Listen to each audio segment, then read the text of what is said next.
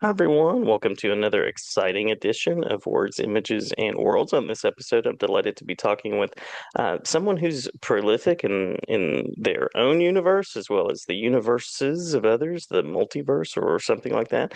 And that is author Mackenzi Lee. Mackenzi, thank you for joining. Thank you so much for having me. I'm so happy to be here. Absolute pleasure. Absolutely. As I mentioned, you craft in your own worlds.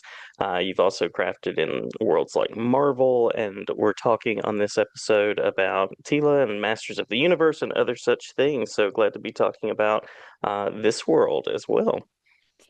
I'm so excited to be here. My dearest ambition as a child was less to be a novelist and more to be a novelist within franchises. I was really into the books that really got me into reading were Star Wars novelizations and the Jedi Hmm. Apprentice series of the Star Wars books that you would get from the Scholastic Book Fair.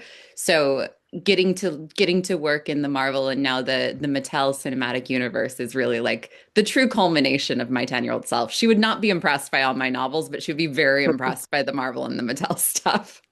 Nice, nice. I also enjoyed those books at the book fair, so Oh, I appreciate spectacular. that as well. Yes, yes.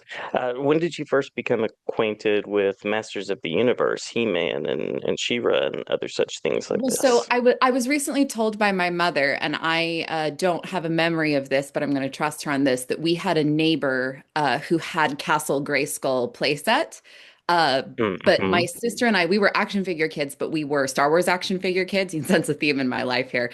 And so the Castle Grayskull that our neighbor had was a vehicle for our Star Wars action figures. It was a new environment for Obi-Wan and Luke and Leia rather than like an introduction to the Masters of the Universe franchise for me. So I have a Castle Grayskull in my past, but I wasn't aware of it.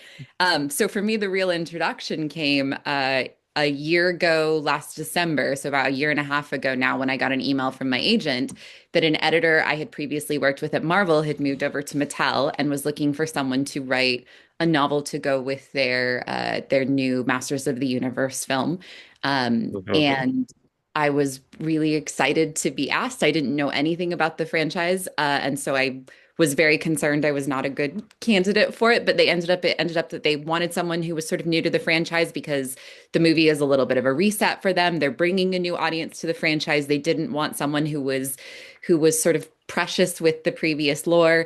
And as a result of being new to the franchise, I got the thrilling experience of going to He-Man school, where I got to go to the Mattel office for a day and was shown a really extensive PowerPoint with all the locations and characters and who was on what team. And I got to take a very important quiz called Who Said It, Skeletor or Blanche from the Golden Girls, which really just felt like the peak of my professional life. What a pair up, Blanche They're and both Skeletor. I they're love both that. sassy queens, honestly. It Yes. was not as easy as you would think it would be. Yeah, yeah. Skeletor is quite sassy. This is true. He's very quippy.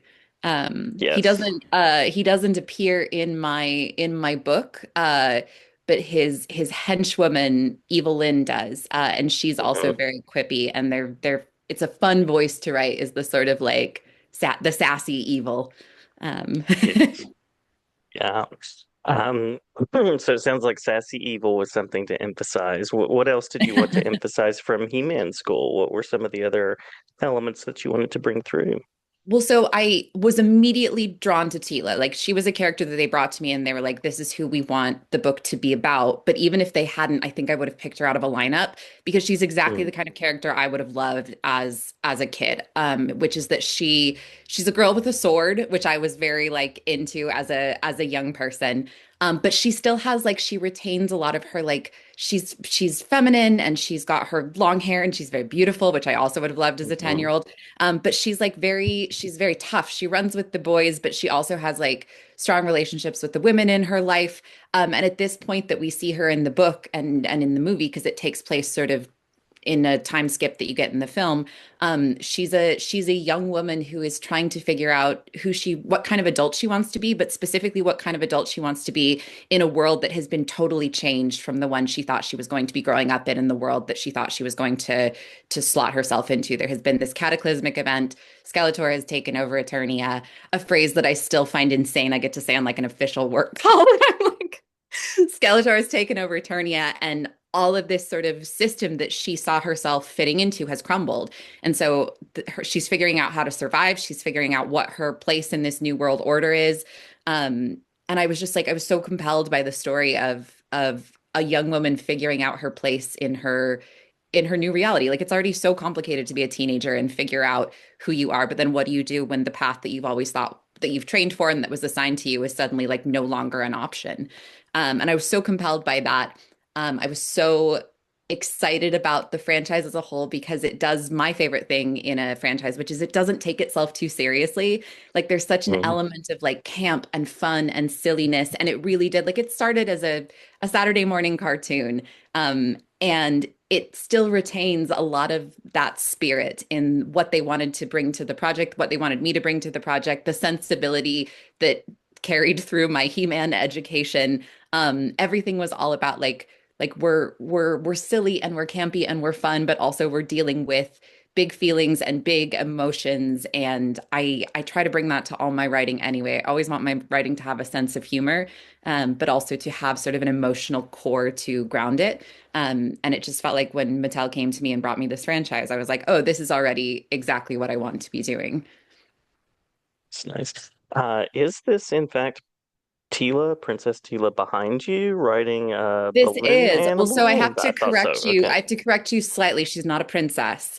Okay. She is the daughter of the man at arms. So in Eternia, they have the royal family, of which Prince Adam is the prince, who later Hmm. becomes He-Man. There's some lore there.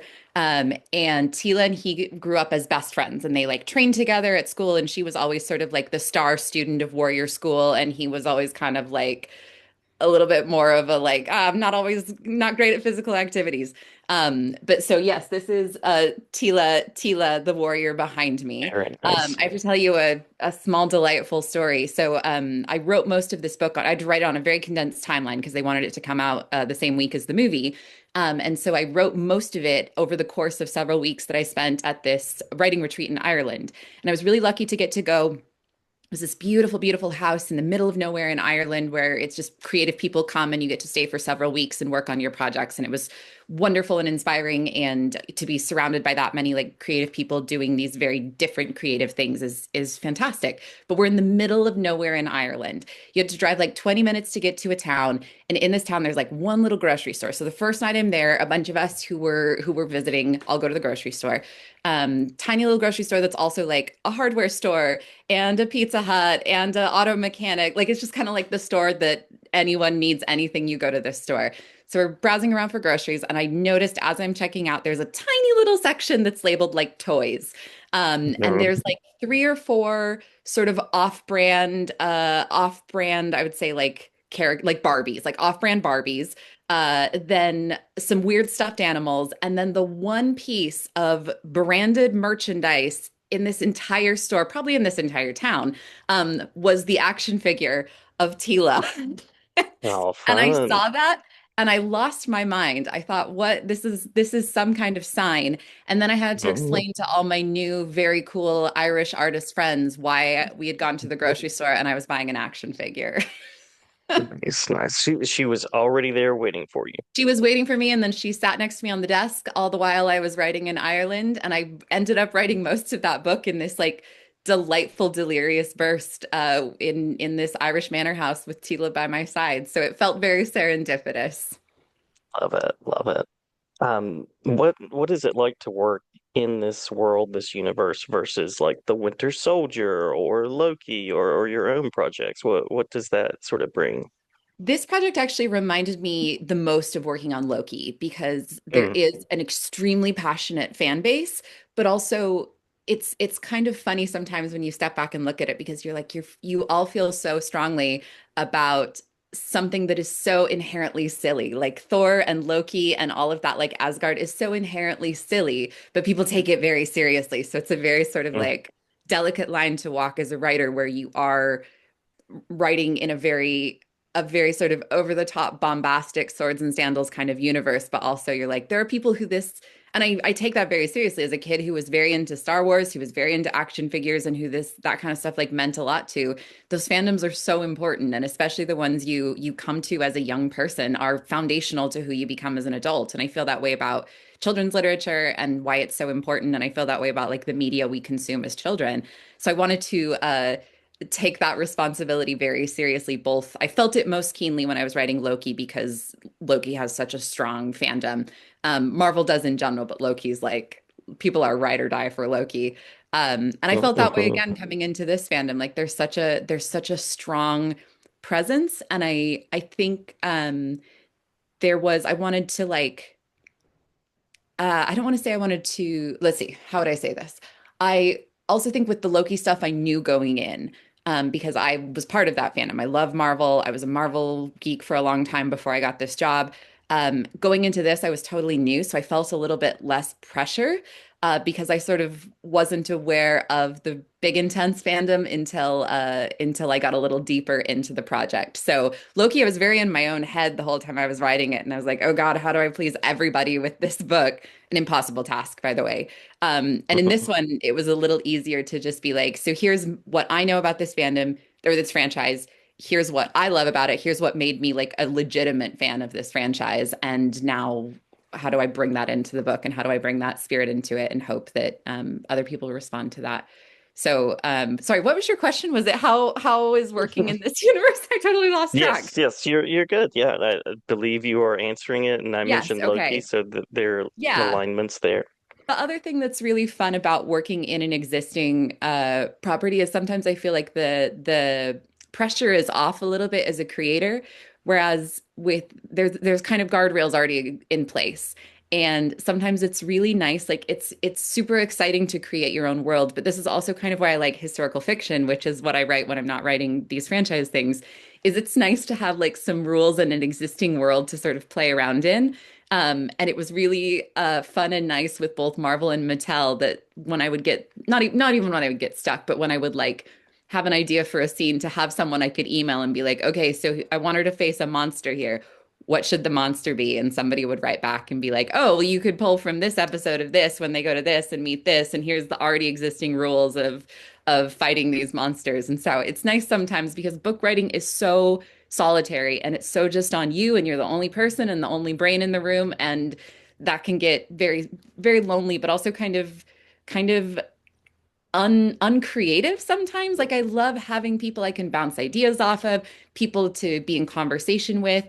And so having that sort of like the whole world to play in, both with Marvel and Mattel, and having people to talk to about those things and bring their knowledge of the world, bring their knowledge of these characters, tell me what they find already special about characters like Loki and Teela and why they love them, and then try and like it just felt so much more collaborative in a way that writing novels doesn't always. So that was really like exciting and fun to me.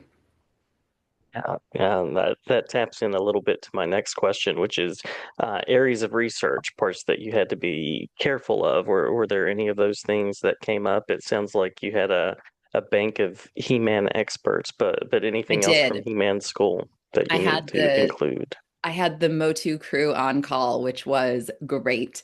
And I had so many wonderful, delightful nerds who were so excited to like talk to me and teach me about He-Man.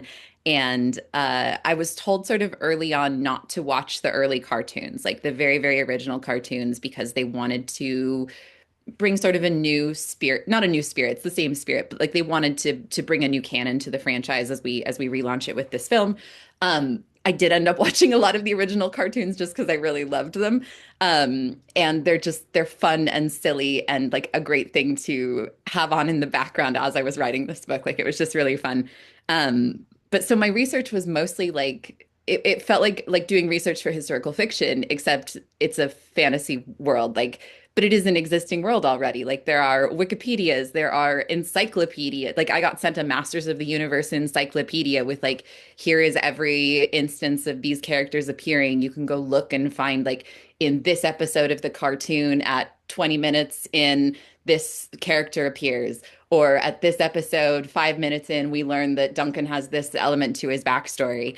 And so it felt kind of like researching historical fiction. It felt very similar in that way, where I was like cross-checking things, making sure I was getting things quote unquote right. Um, and but it's fun and silly because it's like in a world with magic and these like enchanted locations. So yeah, so most of my research was based on the sort of existing lore and just familiarizing myself with existing lore and making sure I was putting in enough of an explanation that people who are new to the world will be comfortable and confident reading the book, but also putting in enough like throwbacks that the fans are like, ah, I've seen them before. I know this guy, which is always like the most fun thing to do in those kind of franchise novels. The Easter eggs, absolutely. Yeah, And the there's Easter eggs. so many life lessons in those episodes, as was the case with 80s cartoons. Yes, they would. Well, I was so charmed by at the end, they literally will like look you in the eye and be like, so today's Hmm. lesson is Hmm. be nice to animals. And they're great lessons. Like I really like, I was They like, are. these are great things to be teaching children through the vehicle of this absurdly muscly page boy haircutted man. Like they're Yes. very heartwarming. I really love the cartoons. Yeah, yeah. I've been rewatching those in anticipation of the film myself and of the book. So lots there to dig into and Well, and revisit.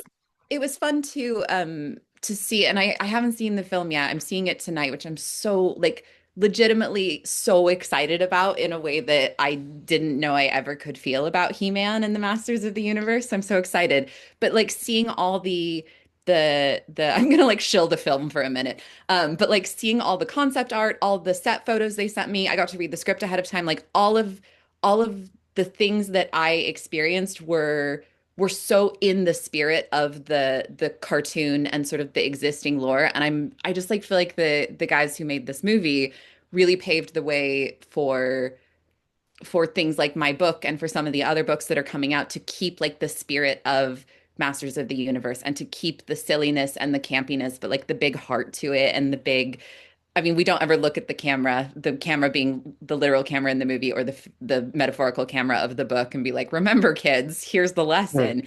But there is such a just like they've carried the spirit forward so well, and it was so inspiring to me as a creator also working in this world to have these sort of like other great pieces of media that were in conversation with what I was writing by just like sort of existing in the world and laying this foundation.